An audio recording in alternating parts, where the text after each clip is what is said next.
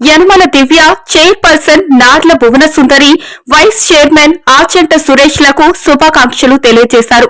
ఒకే మాటపై నిలబడి chairperson, vice చైర్మన్లను ఏకగ్రీవంగా ఎన్నుకున్న కౌన్సిలర్లను అభినందించారు.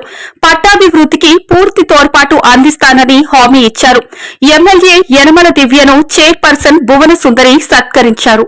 కొత్త పురపాలకులను మాజీ ఎమ్మెల్యే రాజా అశోక్ బాబు, సీనియర్ నేతలు యనమల రాజేష్, చింతంనేడి అబ్బాయి, సూర్ల లోవరాజు, మోతుకూరి వెంకటేష్, ఇనుగంటి సత్యనారాయణ, కుసుమంచి శోభారాణి, సత్యనారాయణ, మల్లా గణేష్, కుక్కటపు బాలాజీ, దంతులూరి శ్రీనివాసరాజు, రామచంద్రరాజు తదితరులు పూలమాలతో అభినందించారు.